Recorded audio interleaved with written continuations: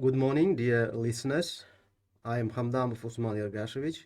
Today we'll discuss the passive voice. How we make the passive voice. We form the passive with the verb to be and the past participle of the main verb. To be plus past participle.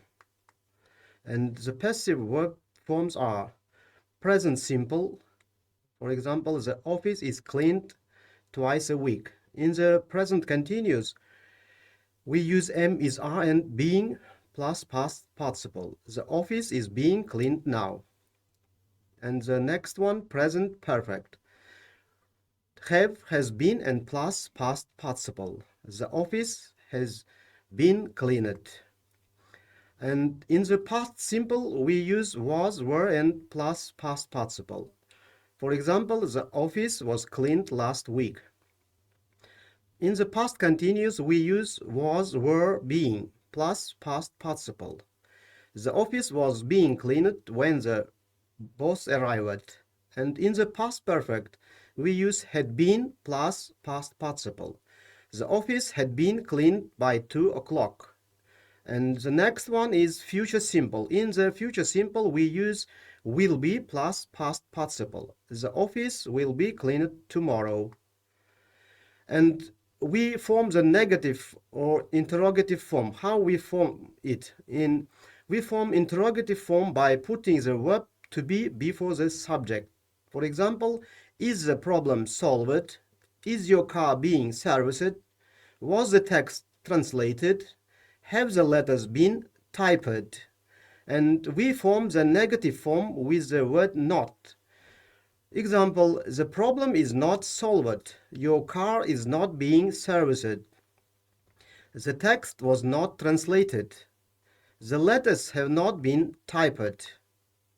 And we form the passive of infinitive like this. To be plus past participle. He wants to be told the truth. We form the passive of modal verbs like this. Modal verb plus be plus past participle. For example, the roof of the house must be repaired. We use the passive when we want to show that the action of the verb is more important than the person who carries out the action. The missing climber was found yesterday. Here, the action was found is more important than the person who found the climber. The agent, the person who carries out the action, is introduced with the preposition by and is mentioned only when the identity of the agent is important or needs to be stated. For example, this country was discovered by Captain Cook. By Captain Cook, the identity of the agent is important. The agent is not mentioned when it's unknown, or when it's unimportant, or when it's obvious from the context. For example, it's unknown. Jim's car was stolen last night. We don't know who stole Jim's car. And it's unimportant in the B. Olive oil is produced in Mediterranean countries. The agent is unimportant. And when it's obvious from the context, the bank robbers are being chased. It's obvious that the police are chasing them. When we change a sentence from the active into the passive, the object of the active sentence becomes the subject in the passive sentence. The active verb changes into a passive form.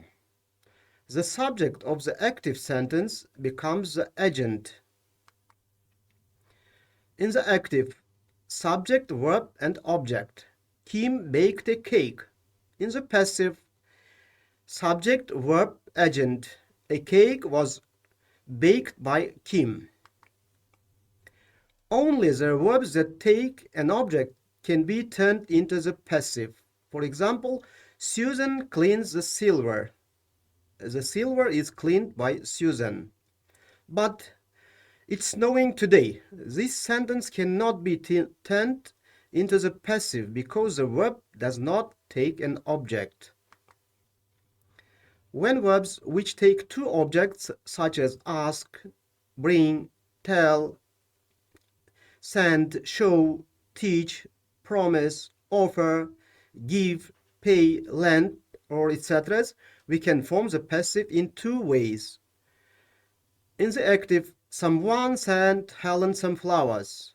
In the passive, Helen was sent some flowers or some flowers were sent to Helen.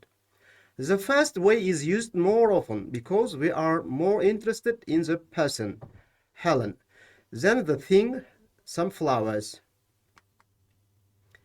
Note, we use by plus agent to say who or what carries out the action. We use with plus instrument, material, or ingredient to say what the agent used. For example, a kite was made by John. It was made with a paper and paint.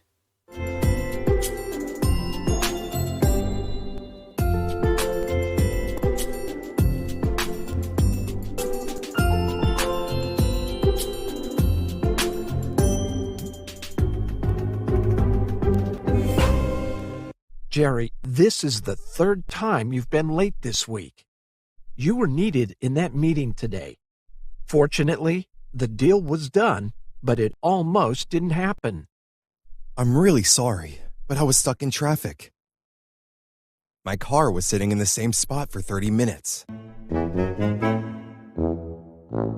If you're getting stuck in traffic every day, then you should leave the house earlier. I know, but that isn't the problem. Today was the first time that I was stuck in traffic. And it wasn't normal rush hour traffic either. What do you mean? Today, traffic was stopped by a zebra. A zebra. Yeah, I saw it. The zebra walked right in front of my car. It was almost hit by another car. Other animals were seen on the freeway too. It was crazy. You expect me to believe that you were delayed by a zebra? It's true. It was talked about on the radio.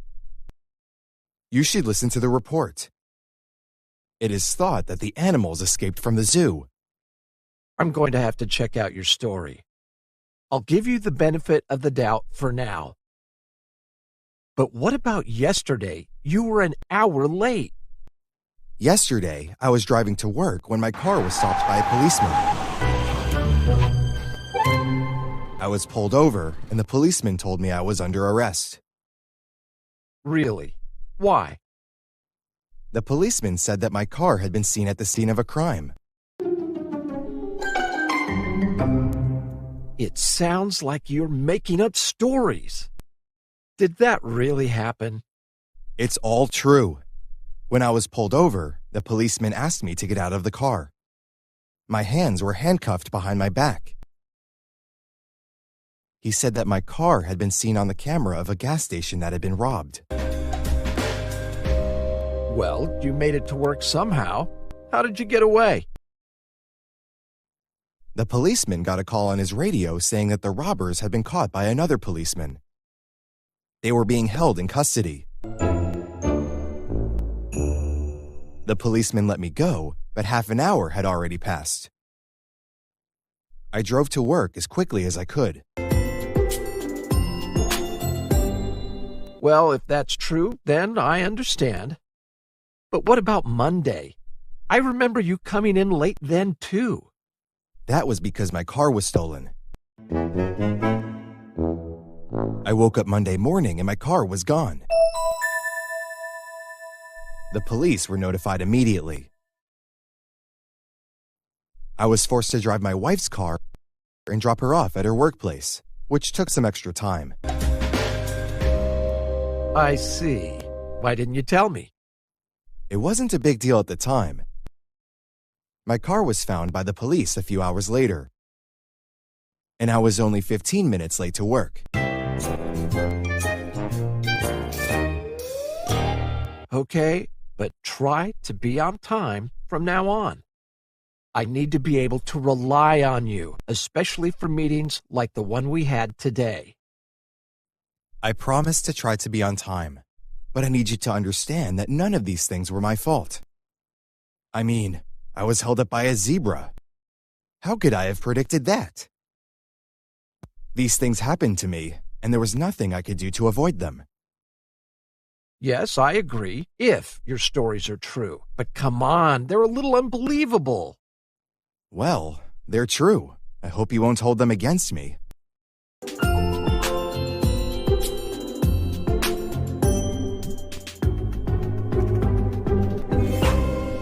And this just in.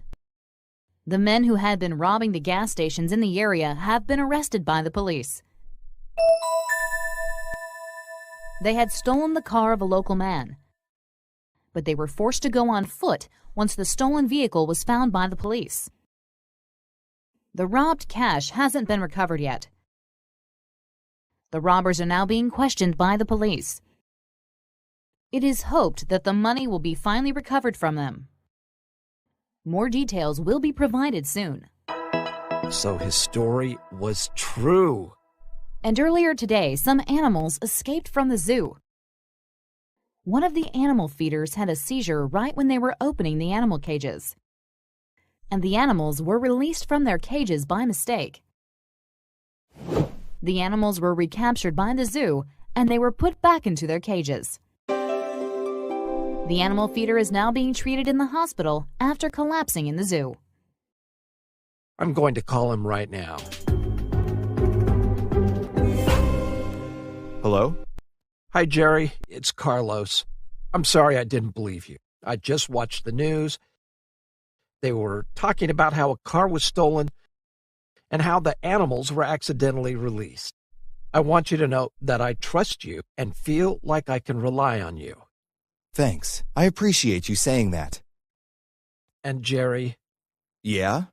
in the future, I must be notified immediately when something happens to you. Sure. I will notify you immediately from now on.